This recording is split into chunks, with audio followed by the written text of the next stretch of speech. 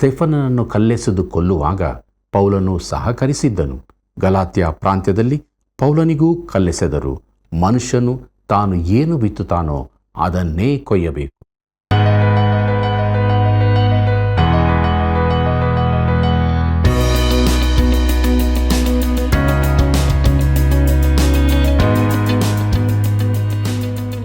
ಆತ್ಮೀಯ ವೀಕ್ಷಕರೇ, ನಿಮ್ಮೆಲ್ಲರಿಗೂ ಹೃದಯಪೂರ್ವಕವಾದ ವಂದನೆಗಳು. ಕಾರ್ಯಕ್ರಮ ವೀಕ್ಷಿಸಿ ನೀವು ಮಾಡಿದ ಕರೆಗಳಿಗಾಗಿ ನಿಮ್ಮನ್ನು ವಂದಿಸುತ್ತೇವೆ. ಪ್ರಿಯರೇ, ಗಲಾತ್ಯದವರಿಗೆ ಬರೆದ ಪತ್ರಿಕೆಯ ಅಧ್ಯಯನದಲ್ಲಿ ಬಹು ಮುಖ್ಯವಾದ ಭಾಗಕ್ಕೆ ಬಂದಿದ್ದೇವೆ. ದೇವರ ಸೂತ್ರ ಎಂದಿಗೂ ಬದಲಾಗುವುದಿಲ್ಲ. ಮನುಷ್ಯನು ಏನು ಮಾಡುತ್ತಾನೋ ಅದನ್ನೇ ಉಣ್ಣುತ್ತಾನೆ. ಈ ಗಂಭೀರವಾದ ಸತ್ಯವನ್ನು ಇಂದಿನ ಅಧ್ಯಯನದಲ್ಲಿ ತಿಳಿದುಕೊಳ್ಳೋಣ. ಬನ್ನಿರಿ, ಪ್ರಾರ್ಥನೆ ಮಾಡೋಣ. ಕೃಪಾಳು ದೇವರೇ, ನಿನ್ನ ಜೀವವುಳ್ಳ ವಾಕ್ಯವನ್ನು ಅಧ್ಯಯನ ಮಾಡುವುದಕ್ಕಾಗಿ ನಿನ್ನ ಬಳಿಗೆ ಬಂದಿದ್ದೇವೆ. ನಿನ್ನಾತ್ಮನ ಮೂಲಕವಾಗಿ ನಮ್ಮ ಸಂಗಡ ಮಾತನಾಡು. ನಿನ್ನ ವಾಕ್ಯಗಳ ಗೂಢಾರ್ಥವನ್ನು ತಿಳಿಯಪಡಿಸು. ನಾವು ಯಾವ ಸ್ಥಿತಿಯಲ್ಲಿ ಇದ್ದೇವೆ ಎಂಬುದನ್ನು ಅರಿತುಕೊಂಡು ಅವುಗಳಿಂದ ಬಿಡುಗಡೆ ಹೊಂದಿ ಆತ್ಮಭರಿತರಾಗಿ ಜೀವಿಸುವುದಕ್ಕೂ ಮತ್ತು ಆತ್ಮ ಸಂಬಂಧವಾದ ವಿಚಾರಗಳನ್ನೇ ಮಾಡುವುದಕ್ಕೆ ನಮಗೆ ಸಹಾಯ ಮಾಡು. ಯೇಸುವಿನ ನಾಮದಲ್ಲಿ ಬೇಡಿದ್ದೇವೆ ತಂದೆಯೇ, ಆಮೆನ್. ದೇವರ ವಾಕ್ಯವನ್ನು ಉಲ್ಲಂಘಿಸುವವನು ನಾಶವಾಗುವನು. ಆಜ್ಞೆಯನ್ನು ಭಯಭಕ್ತಿಯಿಂದ ಕೈಕೊಳ್ಳುವವನು ಸುಫಲವನ್ನು ಹೊಂದುವನು. ಕರ್ತನಲ್ಲಿ ಪ್ರೀತಿಯುಳ್ಳ ಸಹೋದರ ಸಹೋದರಿಯರೇ, ನಿಮ್ಮೆಲ್ಲರಿಗೂ ಯೇಸು ಕ್ರಿಸ್ತನ ಸುಮಧುರವಾದ ನಾಮದಲ್ಲಿ ನನ್ನ ಪ್ರೀತಿಯ ವಂದನೆಗಳು. ಪ್ರಿಯರೇ, ಸತ್ಯವೇದ ಅಧ್ಯಯನದಲ್ಲಿ ನಾವು ಮುಂದೆ ಸಾಗುವ ಹಾಗೆ ಗಲಾತ್ಯದವರಿಗೆ ಬರೆದ ಪತ್ರಿಕೆ 6ನೇ ಅಧ್ಯಾಯ 5ನೇ ವಚನವನ್ನು ಗಮನಿಸಿರಿ. ಅಲ್ಲಿ ಹೀಗೆ ಬರೆದದೆ, ಯಾಕಂದರೆ ಪ್ರತಿಯೊಬ್ಬನೂ ಸ್ವಂತ ಹೊರೆಯನ್ನು ಹೊತ್ತುಕೊಳ್ಳಬೇಕು ಎಂಬುದಾಗಿ.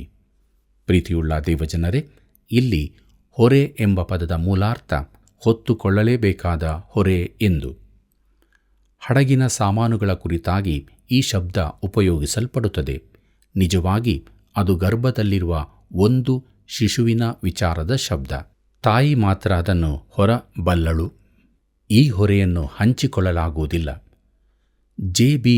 ಫಿಲಿಪ್ಸ್ರವರ ಆಧುನಿಕ ಇಂಗ್ಲಿಷಿನಲ್ಲಿ ಹೊಸ ಒಡಂಬಡಿಕೆಯು ಸರಿಯಾದ ಭಾಷಾಂತರವಲ್ಲದಿದ್ದರೂ ಅದು ಉತ್ತಮ ವಿವರಣೆಯನ್ನು ಕೊಡುತ್ತದೆ. ಅನೇಕ ವೇಳೆ ವಾಕ್ಯದ ಕೆಲವು ಭಾಗಗಳನ್ನು ಚೆನ್ನಾಗಿ ವಿವರಿಸುತ್ತದೆ. ಗಲಾತ್ಯದವರಿಗೆ ಬರೆದ ಪತ್ರಿಕೆ 6ನೇ ಅಧ್ಯಾಯ 5ನೇ ವಚನದಲ್ಲಿ ಈ ರೀತಿ ಹೇಳಿಯದೆ, ಯಾಕೆಂದರೆ ಪ್ರತಿ ಮನುಷ್ಯನು ತನ್ನ ಚೀಲವನ್ನು ತಾನೇ ಹೆಗಲಿಗೆ ಹಾಕಿಕೊಳ್ಳಬೇಕು ಎಂಬುದು. ಪ್ರಿಯರೇ, ಅದು ಸರಿಯಾದದ್ದು. ಇನ್ನೊಂದು ಹಳೆ ಮಾತು ಹೀಗಿದೆ, ಪ್ರತಿಯೊಬ್ಬನಿಗೆ ಅವನ ಕೆಲಸ. ಮತ್ತೊಂದು ಮಾತು ಹೀಗಿದೆ, ಪ್ರತಿ ತೊಟ್ಟಿಯು ಅದರ ಬುಡದ ಮೇಲೆಯೇ ನಿಲ್ಲಬೇಕು. ಅಂದರೆ ನಾನು ನೀವು ಹಂಚಿಕೊಳ್ಳಲಾಗದ ಕೆಲವು ಹೊರೆಗಳಿರುತ್ತವೆ. ಪ್ರೀತಿಯುಳ್ಳ ದೇವಜನರೇ, ಪ್ರತಿಯೊಂದು ಜೀವಿತಕ್ಕೂ ಪ್ರತ್ಯೇಕವಾಗಿ ಒಂಟಿಯಾಗಿರುವಂಥದ್ದು. ಅದು ಬೇರೆ ಇತರ ಜೀವಿತಗಳಿಂದ ಪ್ರತ್ಯೇಕಿಸಲ್ಪಟ್ಟದಾಗಿರುತ್ತದೆ. ಒಂದು ಅರ್ಥಕೋಶದಲ್ಲಿನ ಪಟ್ಟಿಗಳಲ್ಲಿ ಆದ ದುಃಖಕರವಾದ ಶಬ್ದವು ಒಂಟಿತನ ಎಂಬುದಾಗಿದೆ. ಕೆಲವು ಭಾರಗಳನ್ನು ನಾವು ಏಕಾಂಗಿಗಳಾಗಿ ಸಹಿಸಬೇಕಾಗಿದೆ. ಕೆಲವನ್ನು ನಾನು ತಿಳಿಸುತ್ತೇನೆ, ಇತರ ಇಂತಹವುಗಳನ್ನು ನೀವು ಯೋಚಿಸಿಕೊಳ್ಳಬಹುದು. ಪ್ರೀತಿಯುಳ್ಳ ದೇವಜನರೇ, ಮೊದಲನೆಯದು ವೇದನೆ ಅಥವಾ ಯಾತನೆ. ನೀನು ಏಕಾಂಗಿಯಾಗಿ ಯಾತನೆ ಅನುಭವಿಸಬೇಕು. ಯಾರೂ ನಿನಗಾಗಿ ಯಾತನೆ ಪಡಲಾರರು. ನೀನು ಈ ಲೋಕದಲ್ಲಿ ಒಂಟಿಯಾಗಿ ಹುಟ್ಟಿದ್ದಿ ಮತ್ತು ಅದು ದುಃಖ ತುಂಬಿದ ಲೋಕ. ನೀನು ಒಂಟಿಯಾಗಿ ಯಾತನೆ ಪಡಬೇಕು. ಕೆಲವು ಸಮಸ್ಯೆಗಳನ್ನು ನೀನು ಏಕಾಂಗಿಯಾಗಿ ಸಹಿಸಬೇಕು. ದೈಹಿಕ ನೋವುಗಳು ಬರಬಹುದು. ಯಾರೂ ನಿನ್ನ ರೋಗವನ್ನು ತೆಗೆದುಕೊಳ್ಳಲಾಗುವುದಿಲ್ಲ. ಪ್ರೀತಿಯುಳ್ಳ ದೇವಜನರೇ, ನಾವು ಒಂಟಿಯಾಗಿಯೇ ಯಾತನೆ ಪಡಬೇಕು. ನಿನ್ನ ಬದಲಿಗೆ ಅದನ್ನು ಯಾರೂ ತೆಗೆದುಕೊಳ್ಳಲಾರರು. ಆದ್ದರಿಂದ ಯಾತನೆ ಎನ್ನುವುದು ನಾವು ಹಂಚಿಕೊಳ್ಳಲಾಗದ ಭಾರವಾಗಿದೆ. ಮಾನಸಿಕ ವೇದನೆ ನಾವು ಹಂಚಿಕೊಳ್ಳಲಾಗದ ಇನ್ನೊಂದು ಹೊರೆ. ಇನ್ನೂ ನಿರಾಶೆಯೋ? ಅನೇಕರು ನಿರಾಶೆಗೊಳಗಾಗಿರುತ್ತಾರೆ. ಆ ನಿರಾಶೆಗಳಿಂದಾಗಿ ಅನೇಕರ ಮನಸ್ಸು ಕಹಿಯಾಗಿ ಹೋಗಿದೆ. ಹೀಗೆ ಯಾತನೆಯೂ ನಾವು ಒಬ್ಬರೇ ಅನುಭವಿಸಬೇಕಾಗಿದೆ. ಪ್ರೀತಿಯುಳ್ಳ ಸ್ನೇಹಿತನೇ, ನಾನು ನೀನು ಬೇರೆಯವರೊಂದಿಗೆ ಹಂಚಿಕೊಳ್ಳಲಾಗದ ಇನ್ನೊಂದು ಭಾರವಿದೆ. ಅದೇ ಮರಣ. ನಾವು ಇದನ್ನು ಯಾರೊಂದಿಗೂ ಹಂಚಿಕೊಳ್ಳಲಾಗದು. ನಾವು ಪ್ರತಿಯೊಬ್ಬರೂ ಸಾವಿನ ಕಣಿವೆ ದಾಟಲೇಬೇಕು ಹಾಗೂ ನಾವು ಒಂಟಿಯಾಗಿಯೇ ಹೋಗಬೇಕು. ಥಾಮಸ್ ಹೋಬ್ಸ್ ಎಂಬವರು ತನ್ನ ಜೀವಮಾನವಿಡೀ ನಾಸ್ತಿಕರಾಗಿದ್ದರು, ಆದರೆ ಬಹು ಬುದ್ಧಿವಂತರು. ಅವರು ಮರಣ ಸಮೀಪಿಸಿದಾಗ ಹೇಳಿದರು, ನಾನು ಕತ್ತಲೆಯಲ್ಲಿ ಭಯಾನಕವಾದ ಜಿಗಿತ ಮಾಡುತ್ತಿದ್ದೇನೆ ಎಂದು. ಹೌದು, ಅದು ಒಂದು ಪ್ರಯಾಣವೇ. ಮರಣವೆಂದರೆ ನಾವು ಹಂಚಿಕೊಳ್ಳಲಾಗದ ಹೊರೆ. ಒಂದು ದೇಶದ ಅಧಿಕಾರಿಯಾಗಿದ್ದ ಜೋನ್ ಹೇಯ್ ಎಂಬವರು ಒಬ್ಬ ಬರಹಗಾರರೂ ಆಗಿದ್ದರು. ಅವರು ಮರಣದ ಕುರಿತಾಗಿ ಕದಡಿದ ಬಟ್ಟಲು ಎಂಬ ಒಂದು ಕವಿತೆಯನ್ನು ಬರೆದಿದ್ದಾರೆ. ಯೋಧನೊಬ್ಬನು ತಮ್ಮ ಅಶ್ವಗಳ ಮೇಲೆ ಹತ್ತುವ ಮೊದಲು ಅಮಲು ಸೇವಿಸಿದ್ದನ್ನು ಮನಸ್ಸಿನಲ್ಲಿಟ್ಟುಕೊಂಡು ಅವರು ಹೀಗೆ ಪ್ರಾರಂಭಿಸಿದರು: ನನ್ನ ಚಿಕ್ಕ ಸಂತಸದ ದಿನ ಮುಗಿಯಿತು, ಉದ್ದವಾದ ಒಂಟಿ ರಾತ್ರಿ ಬರಲಿದೆ, ದ್ವಾರದ ಬಳಿ ಬಿಳಿ ಅಶ್ವ ಕಾದಿದೆ, ಅಜ್ಞಾತ ಲೋಕಕ್ಕೆನ್ನ ಕರೆದೊಯ್ಯಲು ಎಂದು. ಪ್ರಿಯ ಮಿತ್ರನೇ, ಸಾವು ಬಂದಾಗ ನಾನು ನೀನು ಒಂಟಿಯಾಗಿಯೇ ಹೋಗಬೇಕಾಗಿದೆ. ಮರಣವು ನಾವು ಮಾತ್ರ ಹೊರಬಹುದಾದ ಹೊರೆಯಾಗಿದೆ. ಕರ್ತನಲ್ಲಿ ಪ್ರಿಯರೇ, ಮೂರನೆಯ ಹಾಗೂ ಕೊನೆಯ ಹೊರೆಯ ಕುರಿತು ನೋಡಲಿದ್ದೇವೆ. ಅದಕ್ಕೆ ಒಂದು ವಿಚಿತ್ರವಾದ ಹೆಸರಿದೆ. ಅದು ನ್ಯಾಯಾಸನವಾಗಿದೆ. ಕ್ರಿಸ್ತನ ನ್ಯಾಯಾಸನ. ಇದು ರಕ್ಷಿಸಲ್ಪಡದವರಿಗಲ್ಲ, ಆದರೆ ಕ್ರೈಸ್ತರಿಗೆ. ಹೌದು, ಅಕ್ರೈಸ್ತರಿಗೆ ಒಂದು ನ್ಯಾಯತೀರುವಿಕೆ ಇರುತ್ತದೆ, ಮಹಾಬಿಳಿ ಸಿಂಹಾಸನ. ಇದು ಪ್ರಕಟಣೆ 20ನೇ ಅಧ್ಯಾಯದಲ್ಲಿ ವಿವರಿಸಲ್ಪಟ್ಟಿದೆ. ಆದರೆ ನಾನು ಮೇಲೆ ಹೇಳಿದ ನ್ಯಾಯಾಸನ ಕ್ರೈಸ್ತರಿಗಾಗಿ.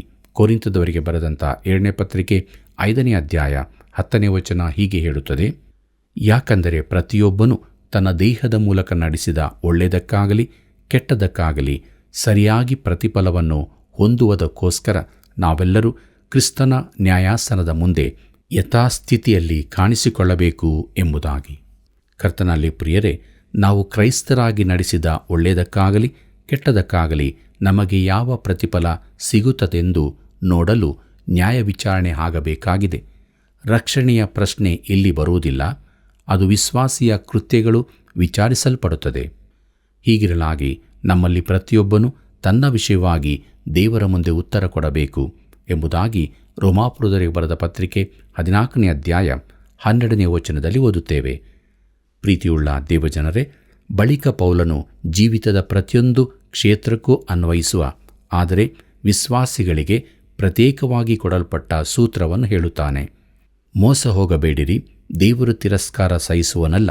ಮನುಷ್ಯನು ತಾನು ಏನು ಬಿತ್ತುತ್ತಾನೋ ಅದನ್ನೇ ಕೊಯ್ಯಬೇಕು. ವಚನ 7ರಲ್ಲಿ ಇದನ್ನು ನೋಡುತ್ತೇವೆ. ಪ್ರಿಯರೇ, ಈ ಸೂತ್ರವು ಪ್ರಕೃತಿಯಲ್ಲಿ ನಿಜವಾಗಿದೆ. ನಾವು ಹತ್ತಿ ಬೀಜ ಬಿತ್ತುತ್ತೇವೆ, ಹತ್ತಿಯನ್ನೇ ಕೊಯ್ಯುತ್ತೇವೆ.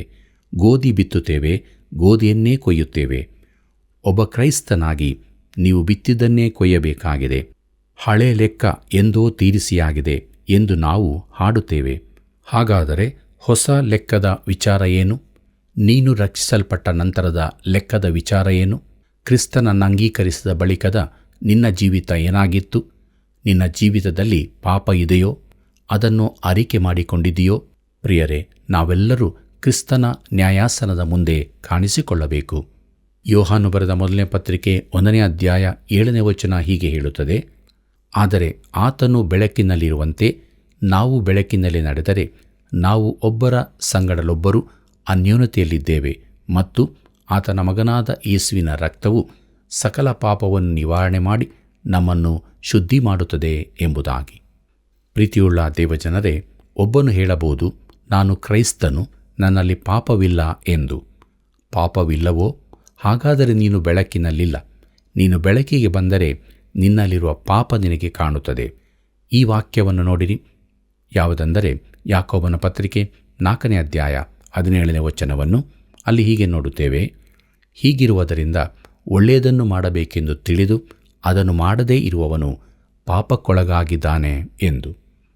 ಪ್ರೀತಿಯುಳ್ಳ ಸ್ನೇಹಿತನೇ, ಇದು ನಿನ್ನ ಕುರಿತು ಹೇಳುತ್ತಿದೆಯೋ? ಇದು ನಮ್ಮೆಲ್ಲರಿಗೂ ಅನ್ವಯಿಸುವಂಥದ್ದಾಗಿದೆ.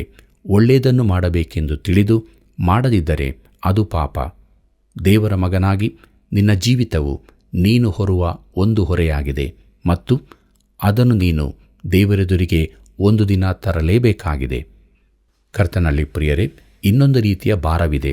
ಅದನ್ನು ನೀನು ಹೊರಲಿಕ್ಕೂ ಹಂಚಿಕೊಳ್ಳಲಿಕ್ಕೂ ಆಗದಂಥದ್ದು. ಅದು ವಾಕ್ಯದಲ್ಲಿ ಹೇಳಲ್ಪಟ್ಟ ಭಾರ, ಪಾಪದ ಭಾರ. ಪೌಲನು ಇದರ ಕುರಿತು ರೋಮಾಪುರದವರಿಗೆ ಬರೆದ ಪತ್ರಿಕೆಯ ಆರಂಭದ ಭಾಗದಲ್ಲಿ ತಿಳಿಸುತ್ತಾನೆ. ಕೀರ್ತನೆಗಾರನಾದ ದಾವೀದನು ಹೇಳುತ್ತಾನೆ, ಕೀರ್ತನೆ 38:4 ನನ್ನ ಅಪರಾಧಗಳು ನನ್ನನ್ನು ಮುಳುಗಿಸಿಬಿಟ್ಟಿವೆ, ಅವು ಹೊರಲಾರದಷ್ಟು ಭಾರವಾದ ಹೊರೆಯಂತೆ ನನ್ನನ್ನು ಅದಿಮಿ ಬಿಟ್ಟಿವೆ ಎಂಬುದಾಗಿ. ಪ್ರಿಯರೇ, ಪಾಪವೆಂಬ ಭಾರವನ್ನು ನಾವು ಯಾರೊಂದಿಗೂ ಹಂಚಿಕೊಳ್ಳಲಾಗದು. ಅಲ್ಲದೆ ಕೀರ್ತನೆಯಲ್ಲಿ ಈ ಆಶೆಯೂ ಇರುತ್ತದೆ. ಕೀರ್ತನೆ 55:6 ಆಹಾ, ನನಗೆ ರೆಕ್ಕೆಗಳಿದ್ದರೆ ಪಾರಿವಾಳದಂತೆ ಹಾರಿ ಹೋಗಿ ಆಶ್ರಯ ಸೇರಿಕೊಳ್ಳುತ್ತಿದ್ದೆನು ಎಂಬುದಾಗಿ. ಪ್ರಿಯ ಸ್ನೇಹಿತನೇ, ನೀನು ಎಂದಾದರೂ ಈ ರೀತಿ ಅನುಭವ ಮಾಡಿದ್ದೀಯಾ? ವೈದ್ಯರು ನಮಗೆ ಕೆಲವೊಮ್ಮೆ ಹೇಳುತ್ತಾರೆ, ನೀವು ಇದನ್ನೆಲ್ಲ ಬಿಟ್ಟು ಬಿಡಬೇಕು ಎಂದು. ಆದರೆ ಕೀರ್ತನೆಗಾರನು ಹೇಳುತ್ತಾನೆ, ನಾನು ಇದೆಲ್ಲದರಿಂದ ತಪ್ಪಿಸಿಕೊಳ್ಳಲು ಸಾಧ್ಯವಿರುತ್ತಿದ್ದರೆ ಎಂಬುದಾಗಿ. ಕರ್ತನಲ್ಲಿ ಪ್ರಿಯರೇ, ಅದನ್ನು ಕಳೆದುಕೊಳ್ಳಲು ಒಂದು ಸ್ಥಳವಿದೆ, ಅದು ಕ್ರಿಸ್ತನ ಕ್ರೂಜೆಯಾಗಿದೆ. ಕೀರ್ತನೆ 55:22 ಹೀಗಿದೆ, ನಿನ್ನ ಚಿಂತಾಭಾರವನ್ನು ಯೆಹೋವನ ಮೇಲೆ ಹಾಕು, ಆತನು ನಿನ್ನನ್ನು ಉದ್ಧಾರ ಮಾಡುವನು, ನೀತಿವಂತನನ್ನು ಎಂದಿಗೂ ಕದಲಗೊಳಿಸನು ಎಂಬುದಾಗಿ. ಕರ್ತನಾದ ಯೇಸು ಹೇಳಿದ್ದಾನೆ, ಎಲೈ ಕಷ್ಟಪಡುವವರೇ, ಹೊರೆ ಹೊತ್ತವರೇ, ನೀವೆಲ್ಲರೂ ನನ್ನ ಬಳಿಗೆ ಬನ್ನಿರಿ, ನಾನು ನಿಮಗೆ ವಿಶ್ರಾಂತಿ ಕೊಡುವೆನು ಎಂಬುದಾಗಿ. ಮತ್ತಾಯನು ಬರೆದ ಸುವಾರ್ತೆ 11:28 ಇದನ್ನು ನಾವು ಓದುತ್ತೇವೆ. ಪ್ರಿಯರೇ, ಪಾಪದ ಭಾರವಾದ ಹೊರೆಯನ್ನು ಆತನು ಮಾತ್ರ ತೆಗೆದುಹಾಕಬಲ್ಲನು, ಯಾಕಂದರೆ ಅದರ ಬೆಲೆಯನ್ನು ಆತನು ತೆತ್ತನು. ಆತನು ಮಾತ್ರ ಅದನ್ನು ಎತ್ತಬಲ್ಲನು, ನಿನ್ನಿಂದ ಅದನ್ನು ತೆಗೆಯಬಲ್ಲನು. ದೇವರಿಗೆ ಮಹಿಮೆಯಾಗಲಿ. ಪ್ರಿಯ ಸ್ನೇಹಿತನೇ, ನಿನ್ನ ಭಾರಗಳನ್ನು ನೀನೇನು ಮಾಡುತ್ತೀ? ಕೆಲವನ್ನು ನೀನು ಹಂಚಿಕೊಳ್ಳಬಹುದು, ಆದರೆ ಉಳಿದ ಕೆಲವನ್ನು ನೀನೇ ಹೊರಬೇಕು. ವೈಯಕ್ತಿಕ ಪಾಪದ ಹೊರೆ ನಮಗೆ ಹೊರಲಾರದಷ್ಟು ಭಾರವಾಗಿರುತ್ತದೆ. 2000 ವರ್ಷಗಳ ಕೆಳಗೆ ಕ್ರಿಸ್ತನು ನಿನ್ನ ಪಾಪದ ಭಾರವನ್ನು ಹೊತ್ತುಕೊಂಡನು. ಕ್ರೂಜೆಯಲ್ಲಿ ಅದನ್ನು ತಾನೇ ಹೊತ್ತನು. ಈ ಹೊತ್ತು ನಿನ್ನ ಈ ಭಾರ ಒಂದೋ ನಿನ್ನಲ್ಲಿ ಇರುತ್ತದೆ, ಅಥವಾ ವಿಶ್ವಾಸದಿಂದ ನೀನು ಕ್ರಿಸ್ತನನ್ನು ರಕ್ಷಕನನ್ನಾಗಿ ಅಂಗೀಕರಿಸಿರುವುದಾದರೆ ಆ ಭಾರ ಆತನ ಮೇಲಿದೆ. ಅದು ಎರಡೂ ಕಡೆಗಳಲ್ಲಿಯೂ ಇರಲು ಸಾಧ್ಯವಿಲ್ಲ. ಒಂದೋ ನಿನ್ನ ಮೇಲಿದೆ, ಇಲ್ಲವಾದರೆ ಕ್ರಿಸ್ತನ ಮೇಲಿದೆ. ಮತ್ತು ಕ್ರಿಸ್ತನು ಅದನ್ನು ಹಂಚಿಕೊಳ್ಳದೆ ತಾನೇ ಎಲ್ಲವನ್ನೂ ಹೊತ್ತನು. ಗಲಾತ್ಯದವರಿಗೆ ಬರೆದ ಪತ್ರಿಕೆ 6:6 ಹೀಗೆ ಹೇಳುತ್ತದೆ, ದೇವರ ವಾಕ್ಯದಲ್ಲಿ ಉಪದೇಶ ಹೊಂದುವವನು ಉಪದೇಶ ಮಾಡುವವನಿಗೆ ತನಗಿರುವ ಎಲ್ಲ ಒಳ್ಳೆಯವುಗಳಲ್ಲಿ ಪಾಲುಕೊಡಲಿ ಎಂಬುದಾಗಿ. ಪ್ರೀತಿಯುಳ್ಳ ದೇವಜನರೇ, ಇದು ಸತ್ಯವೇದದಲ್ಲಿನ ದಾಕ್ಷಿಣ್ಯವಿಲ್ಲದ ಅತಿ ಕಟು ಮಾತಾಗಿದೆ. ಪೌಲನು ನೇರವಾಗಿ ಹೇಳುತ್ತಾನೆ, ನಿಮ್ಮ ಬೋಧಕರಿಗೆ ಕೊಡಿರಿ. ನಿಮಗೆ ಯಾರಾದರೂ ಆತ್ಮಿಕ ಆಶೀರ್ವಾದಗಳನ್ನುಂಟು ಮಾಡಿದರೆ ಅವರಿಗೆ ನಿಮ್ಮ ಭೌತಿಕ ವಸ್ತುಗಳಲ್ಲಿ ಪಾಲು ಕೊಡಿರಿ. ದೇವರು ನಿಮ್ಮನ್ನು ಲೌಕಿಕವಾಗಿ ಆಶೀರ್ವದಿಸಿರುವುದಾದರೆ, ಇತರರಿಂದ ನಿಮಗೆ ಆತ್ಮಿಕ ಆಶೀರ್ವಾದ ದೊರೆತಿರುವುದಾದರೆ ಅಂಥವರಿಗೆ ನೀನು ನಿನ್ನ ಲೌಕಿಕ ಸಂಪತ್ತಿನಿಂದ ಸಹಾಯ ಮಾಡಬೇಕು. ಗಲಾತ್ಯದವರಿಗೆ ಬರೆದ ಪತ್ರಿಕೆ 6:7 ಗಮನಿಸಿರಿ.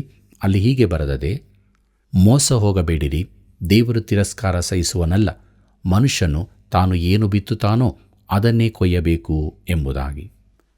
ಪ್ರೀತಿಯುಳ್ಳ ದೇವಜನರೇ, ಇದು ವಿಶೇಷವಾದ ದೇವವಾಕ್ಯದ ವಚನವಾಗಿದೆ. ಇಲ್ಲಿರುವ ಸೂತ್ರ ಬದಲಾಯಿಸಲಾಗದ್ದು, ಎಲ್ಲ ಕ್ಷೇತ್ರಗಳಲ್ಲೂ ಸತ್ಯವಾದದ್ದು. ಕೃಷಿಯಲ್ಲಿ ನಾವು ಯಾವ ಬೀಜ ಬಿತ್ತುತ್ತೇವೋ ಅದರದ್ದೇ ಫಲ ಸಿಗುತ್ತದೆ.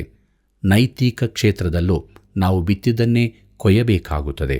ಮತ್ತಾಯನ ಬರೆದ ಸುವಾರ್ತೆ 13 ಬಿತ್ತುವವನ ಸಾಮ್ಯ ಇದೆ.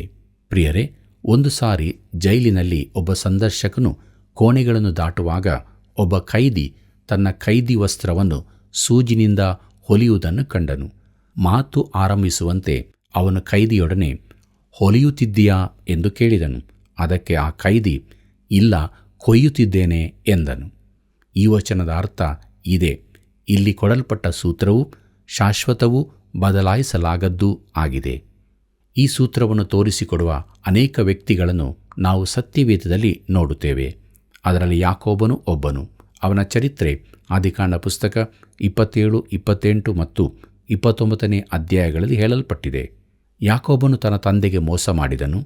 ತನ್ನ ಅಣ್ಣನಾದ ಏಸಾವನಿಗೆ ಬರಬೇಕಿದ್ದ ಆಶೀರ್ವಾದವನ್ನು ಮೋಸದಿಂದ ಪಡಕೊಂಡನು. ಆದರೆ ಆ ನಿಮಿತ್ತ ಓಡಿ ಹೋಗಿ ಲಾಬಾನನ ಬಳಿ ಅನೇಕ ವರ್ಷ ಇರಬೇಕಾಯಿತು. ಆದರೆ ಅಲ್ಲಿ ಏನಾಯಿತು? ಅವನು ಲೇಯ ರಾಹೇಳಳ ವಿಚಾರದಲ್ಲಿ ಮೋಸಕ್ಕೊಳಗಾಗಿ ತುಂಬ ವರ್ಷ ದುಡಿಯಬೇಕಾಯಿತು. ಅವನ ಮೋಸ ಅವನಿಗೇ ತಿರುಗಿತು. 1ನೇ ಅರಸುಗಳ ಪುಸ್ತಕ 21ನೇ ಅಧ್ಯಾಯದಲ್ಲಿ ಅಹಾಬ ಇಜಬೇಲರ ವೃತ್ತಾಂತ ನೋಡುತ್ತೇವೆ. ದ್ರಾಕ್ಷೆ ತೋಟಕ್ಕಾಗಿ ನಾಬೋತನನ್ನು ಬಲಾತ್ಕಾರವಾಗಿ ಕೊಲ್ಲಿಸಿದ ಇಜಬೇಲಳು ದಾರುಣವಾಗಿ ಕೊಲ್ಲಲ್ಪಟ್ಟಳು. 1ನೇ ಅರಸುಗಳ ಪುಸ್ತಕ 21ನೇ ಅಧ್ಯಾಯ 19ರಲ್ಲಿ ದೇವರು ಆಕೆಯ ಕುರಿತಾಗಿ ನುಡಿದ ಪ್ರವಾದನೆ ಅಕ್ಷರಶಃ ನೆರವೇರಿತು. ಇನ್ನೊಂದು ಉದಾಹರಣೆ ಪೌಲನದು. ಸ್ಟೆಫನನನ್ನು ಕಲ್ಲೆಸೆದು ಕೊಲ್ಲುವಾಗ ಅವನು ಸಹಕರಿಸಿದ್ದನು. ಆದರೆ ಪರಿವರ್ತನೆಗೊಂಡ ಬಳಿಕ ಅವನು ಗಲಾತ್ಯ ಪ್ರಾಂತ್ಯದಲ್ಲಿ ಸೇವೆ ಮಾಡುವಾಗ ಅವನಿಗೂ ಕಲ್ಲೆಸೆದರು. ಅವನು ಪುನರ್ಜನ್ಮ ಹೊಂದಿದ್ದರಿಂದ ಅವನಿಗೆ ಈ ಪ್ರತೀಕಾರ ಬರಲಿಕ್ಕಿಲ್ಲವೆಂದು ನಾವು ನೆನೆಸಬಹುದು. ಆದರೆ ದೇವರ ಸೂತ್ರ ತಪ್ಪದೇ ನೆರವೇರುತ್ತದೆ. ಮನುಷ್ಯನು ತಾನು ಏನು ಬಿತ್ತುತ್ತಾನೋ ಅದನ್ನೇ ಕೊಯ್ಯಬೇಕು. ಕರ್ತನಲ್ಲಿ ಪ್ರಿಯರೇ, ಯೌವನಸ್ಥರು ಈ ನಿಯಮದ ಸತ್ಯವನ್ನು ತಿಳುಕೊಂಡರೆ ಒಳ್ಳೆಯದು. ಅವರು ಮಾದಕ ದ್ರವ್ಯ ವ್ಯಸನಿಗಳು, ಅಕ್ರಮ ಲೈಂಗಿಕ ಸಂಬಂಧ ಬೆಳೆಸುವವರೂ ಆಗಿರುತ್ತಾರೆ. ಆದರೆ ಅದರ ಪ್ರಭಾವ ಅವರ ಜೀವಿತದಲ್ಲಿ ಬಹುಬೇಗನೆ ಕಂಡುಬರುತ್ತದೆ. ಲೈಂಗಿಕ ರೋಗಗಳು ಹೆಚ್ಚುತ್ತದೆ. ಮಾನಸಿಕ ಅಸಮತೋಲನಗಳು ಹೆಚ್ಚಾಗುತ್ತಿವೆ. ಯಾಕೆ? ದೇವರು ಹೇಳುತ್ತಾನೆ, ಪಾಪದ ಫಲವನ್ನು ನೀನು ತಿನ್ನಲೇಬೇಕಾಗಿದೆ ಎಂದು. ಗಲಾತ್ಯದವರಿಗೆ ಬರೆದ ಪತ್ರಿಕೆ 6ನೇ ಅಧ್ಯಾಯ 8ನೇ ವಚನವನ್ನು ಗಮನಿಸಿರಿ. ಅಲ್ಲಿ ನಾವು ಹೀಗೆ ನೋಡುತ್ತೇವೆ, ತನ್ನ ಶರೀರ ಭಾವವನ್ನು ಕುರಿತು ಬಿತ್ತುವವನು ಆ ಭಾವದಿಂದ ನಾಶನವನ್ನು ಕೊಯ್ಯುವನು. ಆತ್ಮನನ್ನು ಕುರಿತು ಬಿತ್ತುವವನು ಆತ್ಮನಿಂದ ನಿತ್ಯ ಜೀವವನ್ನು ಕೊಯ್ಯುವನು ಎಂಬುದಾಗಿ. ಪ್ರೀತಿಯುಳ್ಳ ದೇವಜನರೇ, ನಿತ್ಯ ಜೀವವನ್ನು ಕೊಯ್ಯುವುದರಲ್ಲಿ ಈ ಜೀವಿತದಲ್ಲಿ ಆತ್ಮನ ಫಲಗಳನ್ನು ಬಿಡುವುದು, ಮಹಿಮೆಯ ಮುಂದಣ ಜೀವಿತವೂ ಸೇರಿವೆ. ಅನೇಕ ಕ್ರೈಸ್ತರು ಕ್ರಿಸ್ತನ 2ನೇ ಬರೋಣದ ಕುರಿತು ಭಯಪಡಬೇಕಾಗಿದೆ. ಯಾಕಂದರೆ ಆಗ ನಾವು ನಮ್ಮ ಶರೀರದಲ್ಲಿ ಮಾಡಿದ ಎಲ್ಲ ಕೃತ್ಯಗಳ ಕುರಿತು ಲೆಕ್ಕ ಒಪ್ಪಿಸಬೇಕಾಗಿದೆ. ನೀನು ರಕ್ಷಣೆ ಹೊಂದಿದವನಾಗಿದ್ದರೂ ಆ ದಿನದಲ್ಲಿ ನಿನ್ನ ಜೀವಿತದ ಲೆಕ್ಕ ಕೊಡಬೇಕಾದಾಗ ನಿನಗೆ ಮುಜುಗರವಾದೀತು. ಗಲಾತ್ಯದವರಿಗೆ ಬರೆದ ಪತ್ರಿಕೆ 6ನೇ ಅಧ್ಯಾಯ 9 ಮತ್ತು 10ನೇ ವಚನಗಳನ್ನು ಗಮನಿಸಿರಿ. ಅಲ್ಲಿ ಹೀಗೆ ಬರೆದದೆ, ಒಳ್ಳೆಯದನ್ನು ಮಾಡುವುದರಲ್ಲಿ ಬೇಸರಗೊಳ್ಳದೆ ಇರೋಣ. ಯಾಕೆಂದರೆ ಮನಗುಂದದಿದ್ದರೆ ತಕ್ಕ ಸಮಯದಲ್ಲಿ ಬೆಳೆಯನ್ನು ಕೊಯ್ಯುವೆವು. ಆದುದರಿಂದ ಸಮಯವಿರಲಾಗಿ ಎಲ್ಲರಿಗೂ ಒಳ್ಳೆಯದನ್ನು ಮಾಡೋಣ. ಮುಖ್ಯವಾಗಿ ಒಂದೇ ಮನೆಯಂತಿರುವ ಕ್ರಿಸ್ತನಂಬಿಕೆಯುಳ್ಳವರಿಗೆ ಮಾಡೋಣ ಎಂಬುದಾಗಿ. ಪ್ರೀತಿಯುಳ್ಳ ದೇವಜನರೇ, ಒಬ್ಬ ತಂದೆ ತನ್ನ ಚಿಂತೆಯನ್ನು ನನ್ನಲ್ಲಿ ಹಂಚಿಕೊಂಡರು. ಅವರು ವೈದ್ಯರಾಗಿದ್ದರು. ನನ್ನ ಮಕ್ಕಳ ವಿಷಯ ನನಗೆ ಚಿಂತೆಯಿದೆ. ಪರಿಸ್ಥಿತಿ ನನಗೆ ವಿರುದ್ಧವಾಗಿದೆ.